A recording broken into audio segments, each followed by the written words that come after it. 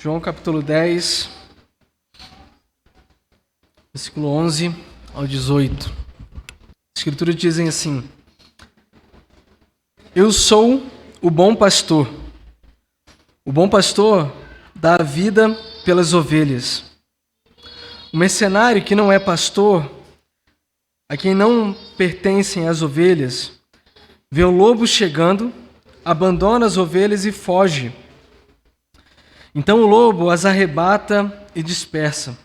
O mercenário foge porque é mercenário e não se importa com as ovelhas. Eu sou o bom pastor, conheço as minhas ovelhas e elas me conhecem. Assim como o Pai me conhece, eu conheço o Pai e dou a minha vida pelas ovelhas. Ainda tenho outras ovelhas, não desse aprisco. Preciso trazer também estas.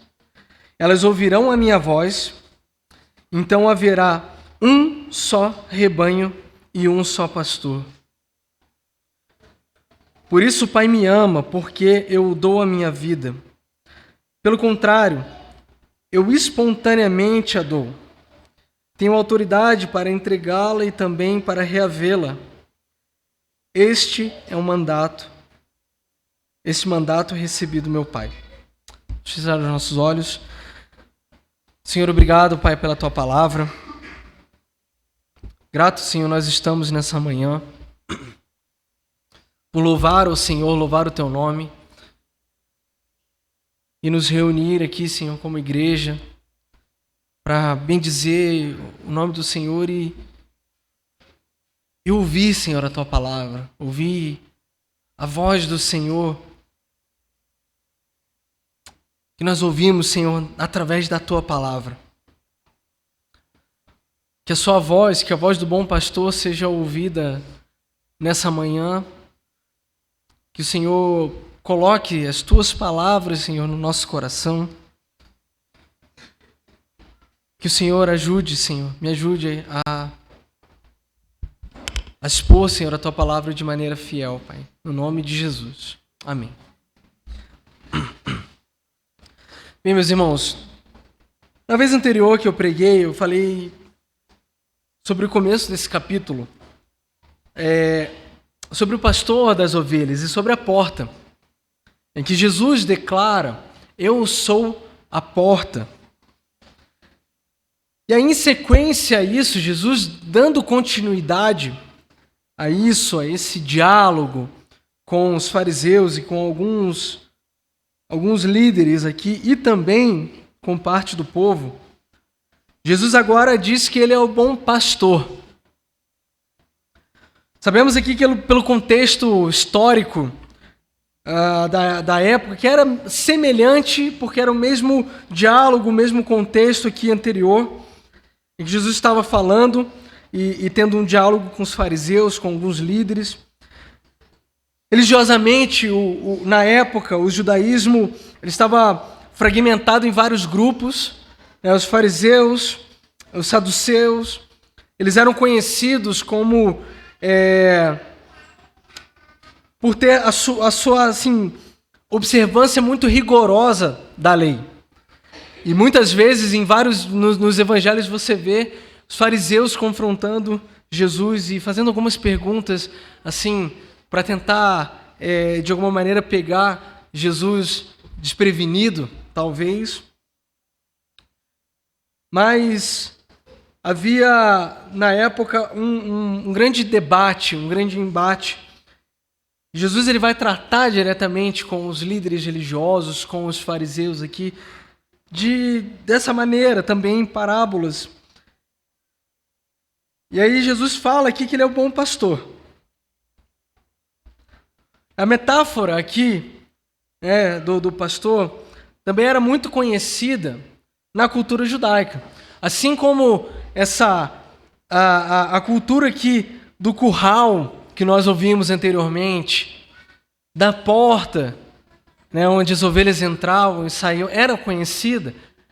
A ideia, a figura do pastor também era muito próxima, muito conhecida na época.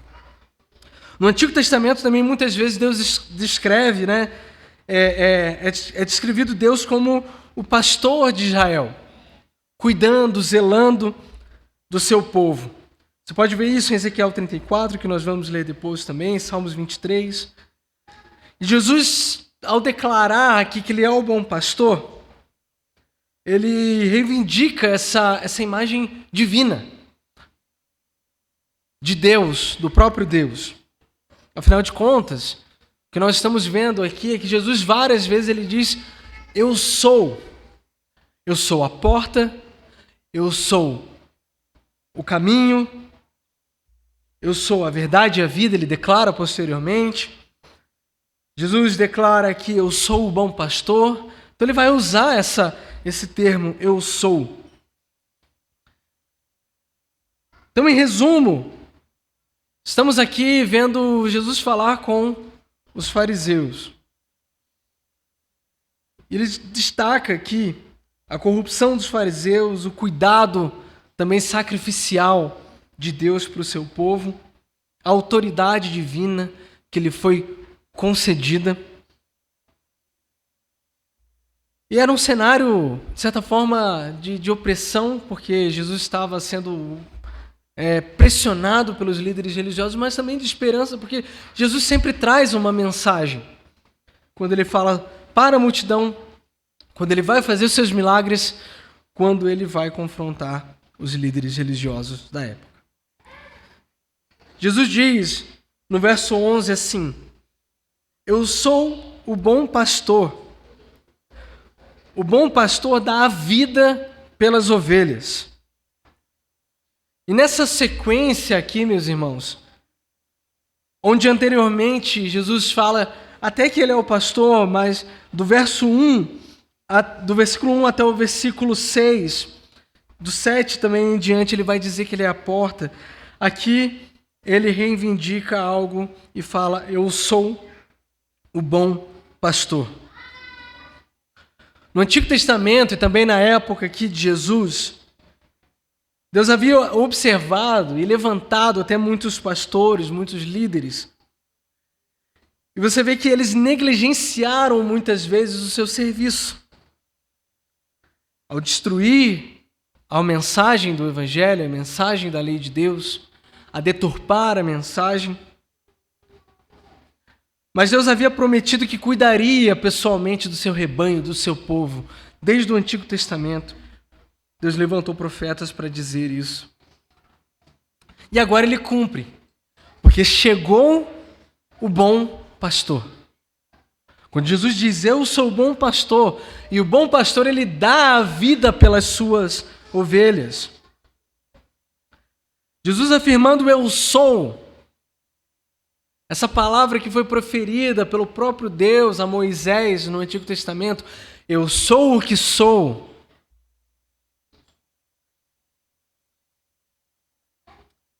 A figura aqui do pastor era uma metáfora também do reinado de Israel no Antigo Testamento. É como se Jesus dissesse: em mim está cumprido Ezequiel 34, Isaías 40, 11 e várias outras palavras e profecias do Antigo Testamento. Isaías 40, 11 diz assim: como pastor, ele apacentará o seu rebanho, entre os seus braços recolherá os cordeirinhos e os carregará no colo, e as que amamentam ele guiará mansamente. Ou seja, o bom pastor aqui, ele possui uma única marca incondicional. Além de ter cumprido a lei e as profecias, a marca do bom pastor é que ele dá a vida pelas ovelhas. No contraponto de que alguns outros pastores negligenciavam, até Jesus vai chamar aqui eles de mercenários. Mas a marca incondicional do bom pastor é que ele dá a vida pelas ovelhas. A vida aqui dos ladrões, dos salteadores, que nós vemos nos versículos anteriores, ela é regida pela regra natural de para nós mesmos.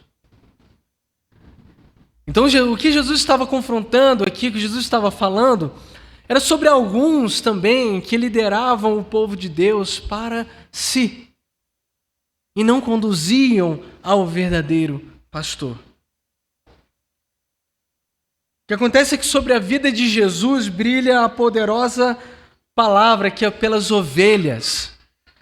Jesus não estava olhando para si mesmo, mas ele diz que a marca do bom pastor e que ele é o bom pastor é que ele não veio para agradar a si mesmo. Ele não veio para que arrebanhasse um povo, para que esse povo agradasse a ele de alguma forma, mas ele dá a vida pelas suas ovelhas. Porque o Verbo eterno abandonou o lugar junto ao Pai. Porque o Verbo se tornou carne e partilhou da nossa experiência aqui em carne. Porque o Logos se torna servo de Deus. Ele sofre, ele morre e ao terceiro dia ressuscita.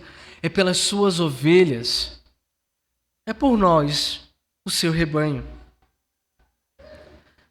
Ao ouvir essa afirmação, o bom pastor dá a vida pelas suas ovelhas, é interessante que nós podemos observar a palavra dar a vida. Aqui, com o sentido de dar a sua alma, dar a sua vitalidade. Por um outro lado, aqui nós não encontramos na vida a palavra, por exemplo, bios ou zoe, mas nós encontramos a palavra alma, ou seja, o bom pastor ele dá a sua alma, a sua vida pelas ovelhas. Isso acontece, meus irmãos, quando o bom pastor ele vai e traça todo o caminho da sua paixão e morre a morte de cruz. Mas não só isso, ele se empenha a vida toda. Todo o seu ensino foi empenhado em dar a vida pelas suas ovelhas. E de uma maneira muito incrível, Jesus até antecipa a sua morte aqui. O bom pastor dá a vida pelas suas ovelhas. Jesus estava querendo dizer também que ele daria a pouco a sua vida pelos seus eleitos. Que brevemente, em questão de algum tempo, ele daria a sua vida fisicamente, os judeus iriam pregar ele na cruz. E ele daria a vida definitivamente pelas suas ovelhas. Então isso antecipa. E nós vemos a marca de um verdadeiro pastor. A marca do nosso bom pastor é que ele dá a vida pelas suas ovelhas. O verso 12 continua. O mercenário que não é pastor, a quem não pertencem as ovelhas, vê o lobo chegando, abandona as ovelhas e foge. Então o lobo as arrebata e dispersa.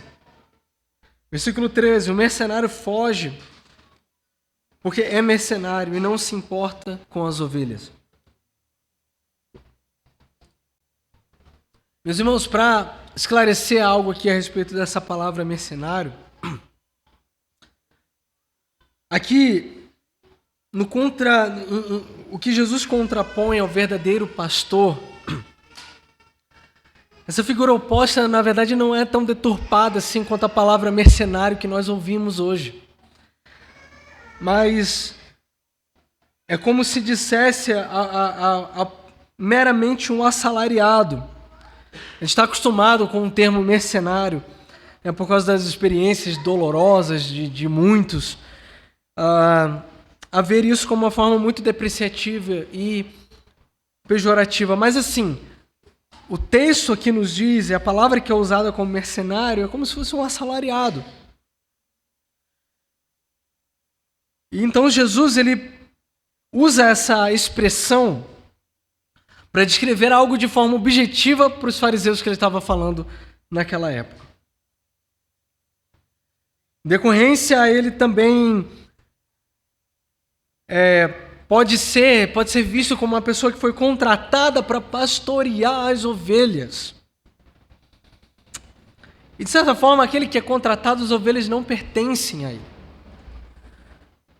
Por mercenários, meus irmãos, então, devemos entender que existem até pessoas que retêm a sã doutrina, que proclamam o evangelho, mas assim como diz Paulo, servem a um propósito que estão bem longe de ser puro e de ser zeloso. Paulo, na introdução aos Filipenses, no versículo 18, ele diz: aqueles, porém, pregam a Cristo por interesse pessoal, não de forma sincera, pensando que assim podem aumentar meu sofrimento na prisão. É desses aqui que Jesus está falando.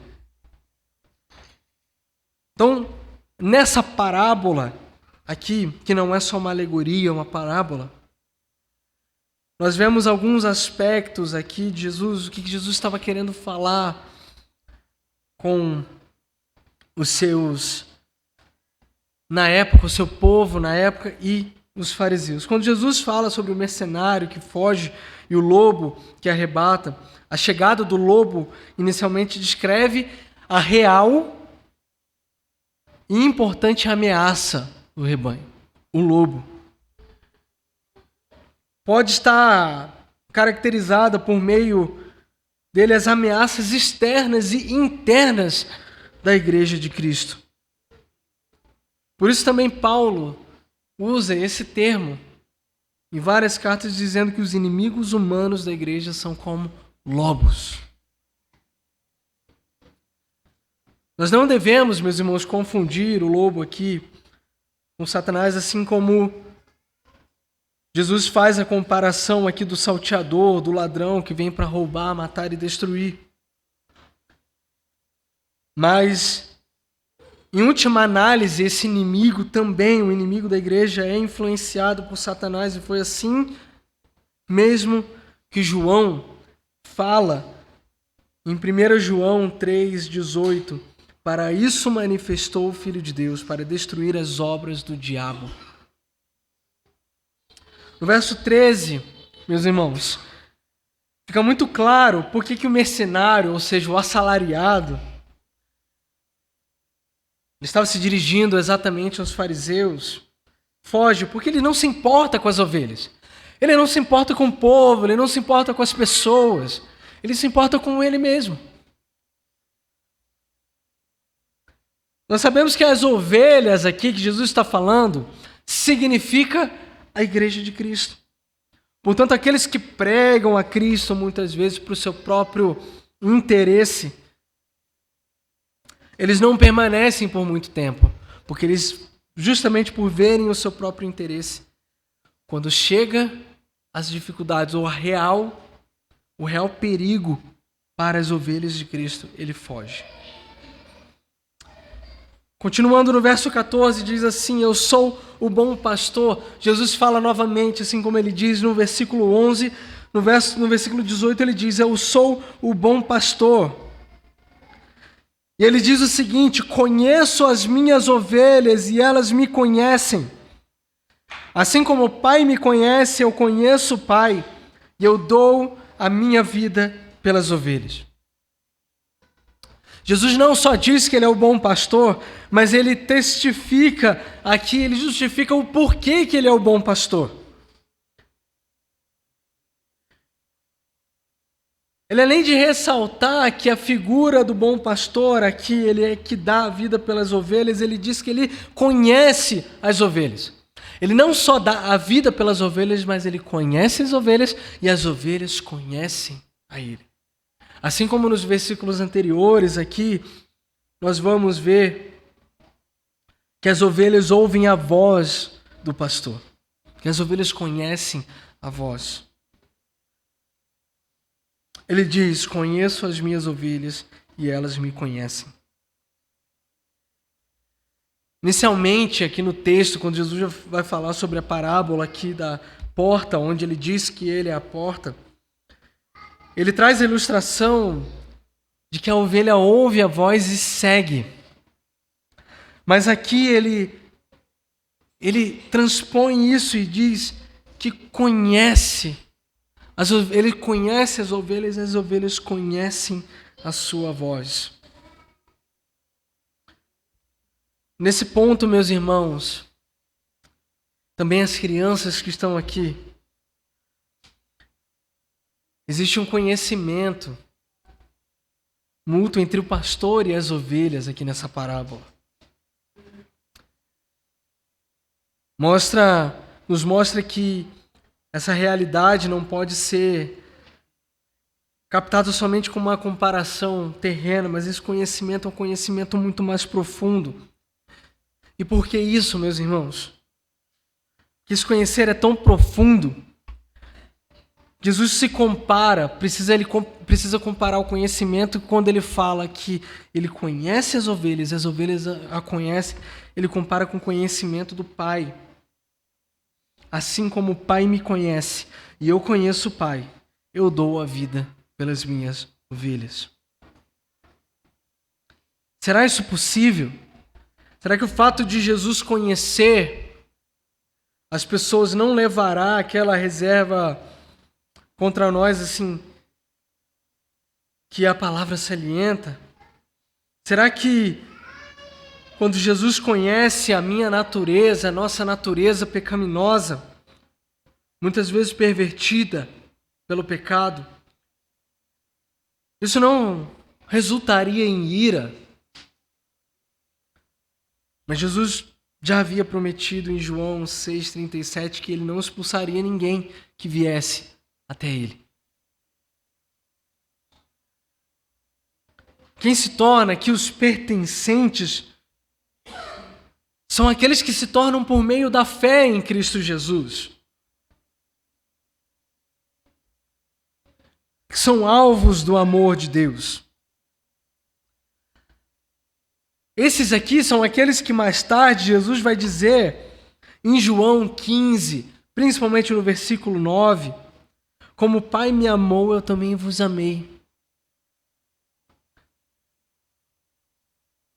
Esse conhecimento de Jesus aqui pode ser um análogo do conhecimento de Jesus que ele tem do Pai.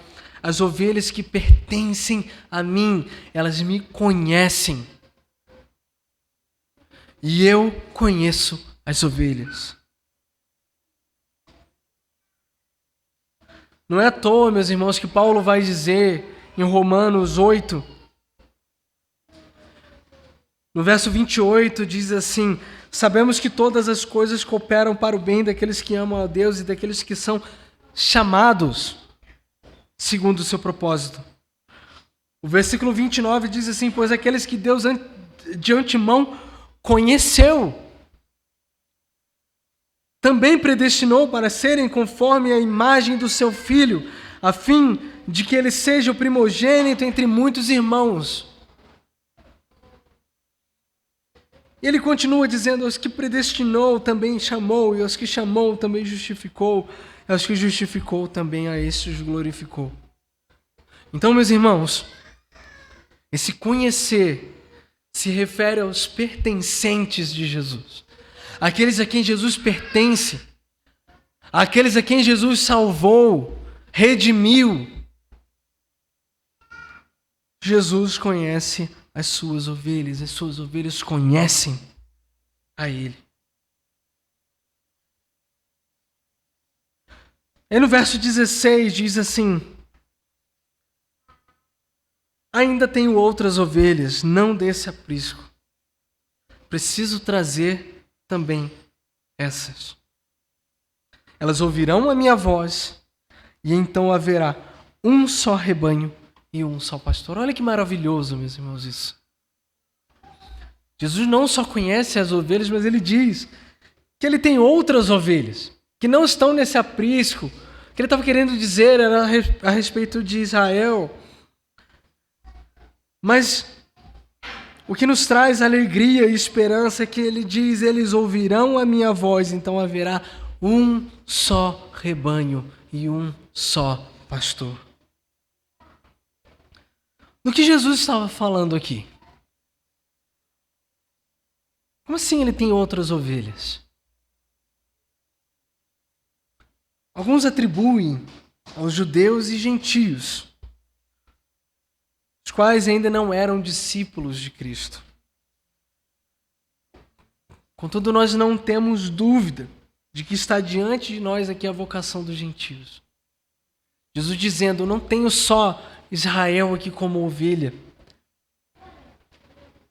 mas eu tenho outras ovelhas que eu preciso ainda trazer estas. E olha a certeza, Jesus não diz sobre essas ovelhas que talvez elas ouvindo existia alguma possibilidade remota de seguir. Jesus afirma, eles ouvirão a minha voz. Então haverá um só rebanho e um só pastor. Em Mateus 9, 36, todos aqui devem lembrar a cena que Jesus olhou para as multidões e o que ele disse? Ao ver as multidões, se compadeceu delas, porque estavam aflitas e exaustas como ovelhas que não têm pastor. A palavra de Jesus a respeito de um rebanho não era só um mero ideal, mas era algo que foi cumprido através de Jesus.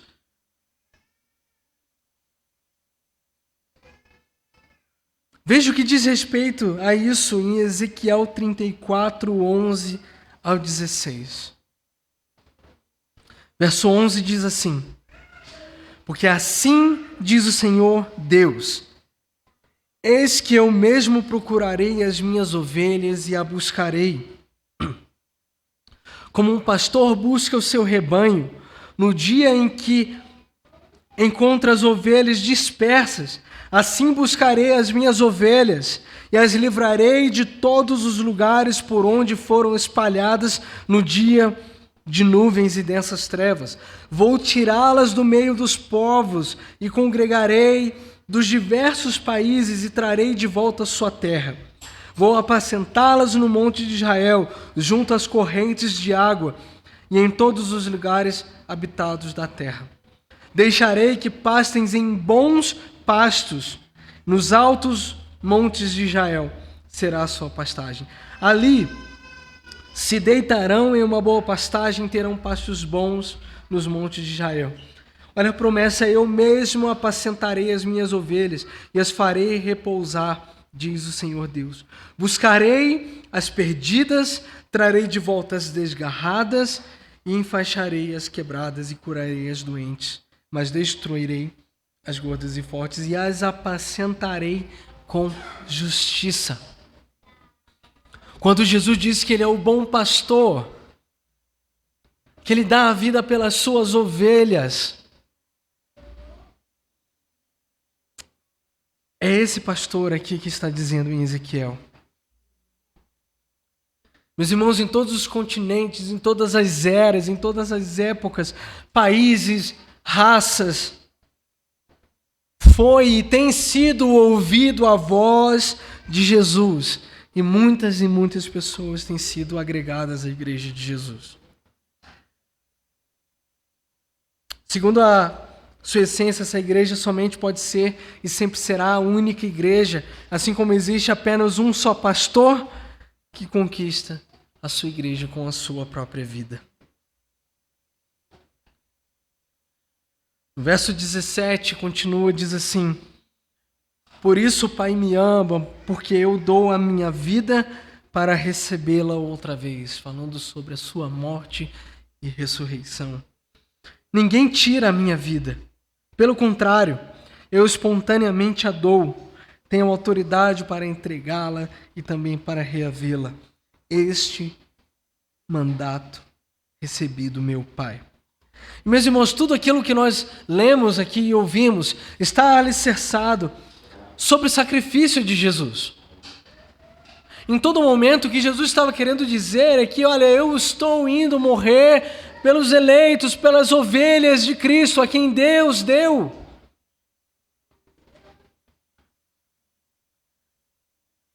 Por isso Jesus fala mais uma vez aqui no final sobre o seu empenho, sobre a sua vida. E ele afirma essa posição do Pai em relação ao seu sacrifício. Por isso o Pai me ama, porque eu dou a minha vida para recebê-la de volta. Isso aqui é interessante porque Jesus está dizendo: ninguém tira a minha vida, eu a dou espontaneamente.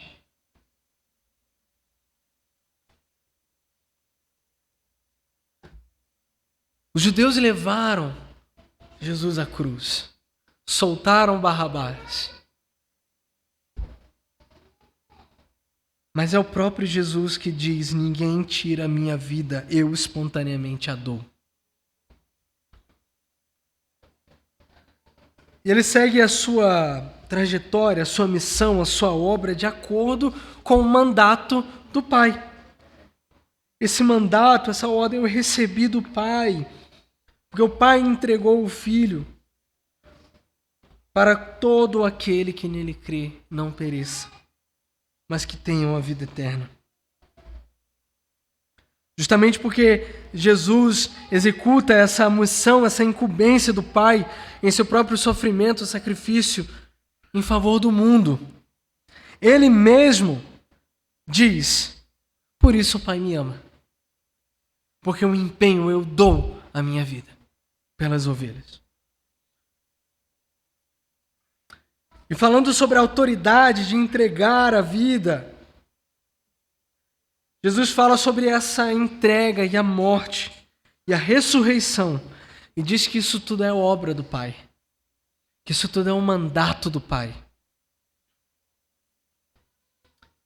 E aqui Jesus termina essa parte assumindo que tudo o que ele garantiu sobre ele ser o bom pastor, dar a vida pelas suas ovelhas, conhecer as ovelhas, ter outras ovelhas no outro aprisco e reunir essas outras ovelhas. Isso é obra do Pai. Isso é mandato do Pai. E, meus irmãos, isso é glorioso, saber que Jesus assegura isso. Em que Ele é o bom pastor e que essas ovelhas aqui, elas nunca vão se perder. Porque é uma obra do Pai, é uma obra de Deus, através de Cristo Jesus. Tem algumas reflexões, meus irmãos, e algumas aplicações que nós podemos tirar, entendendo que Jesus é o bom pastor. Mas eu quero perguntar para você, para as crianças que estão aqui: Jesus tem sido o seu bom pastor? Você tem feito de Jesus o seu bom pastor? A resposta dessa pergunta é muito importante. E esse texto aqui traz muitas aplicações para as nossas vidas. O bom pastor dá a vida pelas suas ovelhas, ou seja, se temos Cristo como nosso bom pastor, sabemos que Ele deu a sua vida por nós. E é por isso que nós temos salvação. Por isso que nós encontramos em Cristo, e somente em Cristo, a salvação das nossas almas. Não é em outras religiões, não é em outros lugares, não é em outras mensagens, mas somente em Cristo Jesus. É saber, meus irmãos, que quem cuida e zela pelas nossas vidas é o nosso bom pastor, é Jesus. Salmos 23, meus irmãos, é o maior dos relatos falando sobre o pastor, sobre esse bom pastor que é Jesus. Versículo 1 de Salmos 23 diz assim: o Senhor é meu pastor, nada me faltará. Ele me faz repousar em pastos verdejantes, leva-me para junto das águas de descanso, refrigera a alma, guia-me pelas veredas da justiça por amor do seu nome. Ainda que eu ande pelo vale da sombra da morte, não temerei mal nenhum, porque tu estás comigo. O teu bordão e o teu cajado me consolam. Preparas-me uma mesa na presença dos meus adversários e unge a minha cabeça com óleo.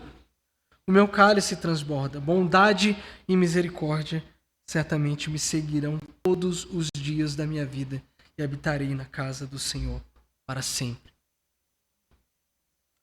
No versículo 1, meus irmãos, quando as Escrituras dizem, o salmista diz, o Senhor é meu pastor e nada me faltará.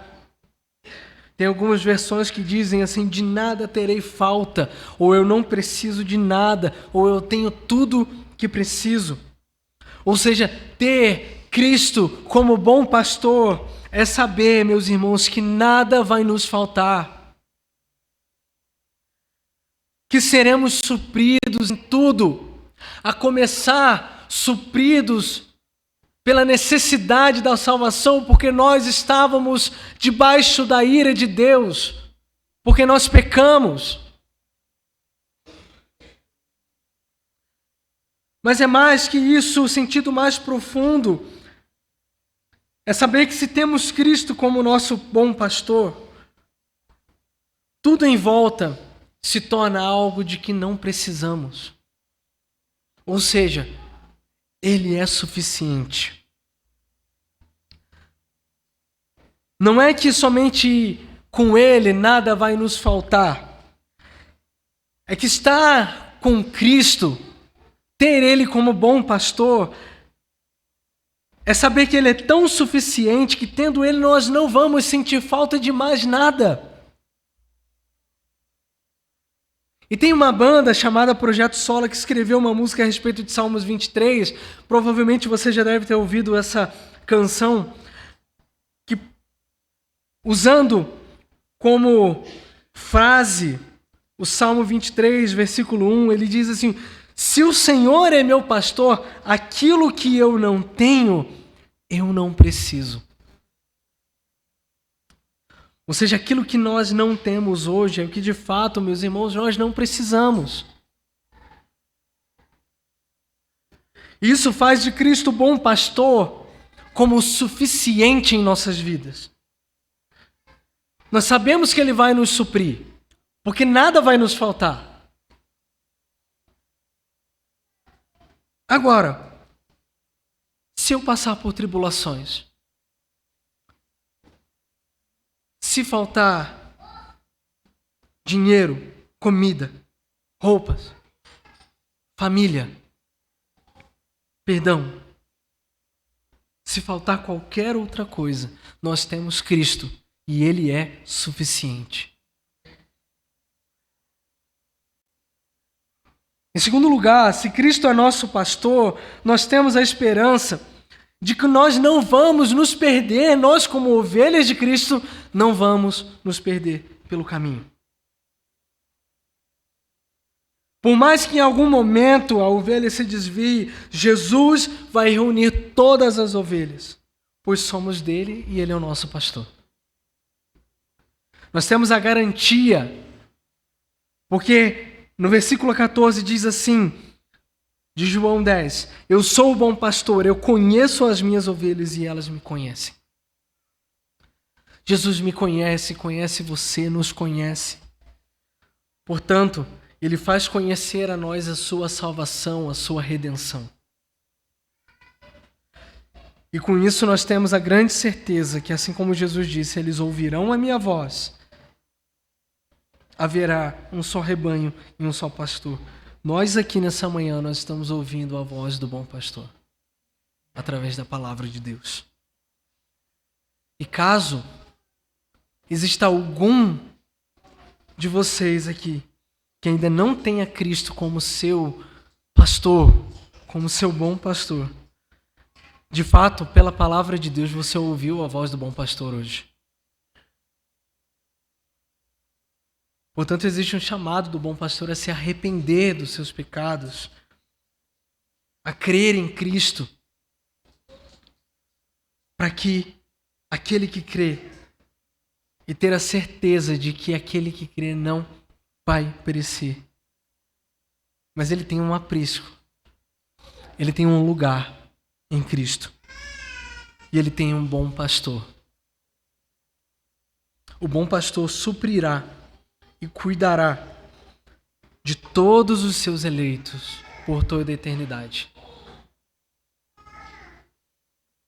Vamos fechar os nossos olhos.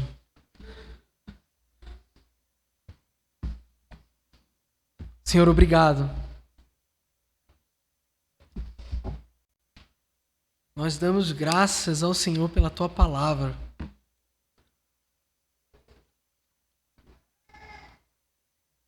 Que assim como nós lemos hoje, Senhor, e de fato é o que a Tua palavra diz, o Senhor é o bom pastor. O Senhor dá a vida pelas ovelhas.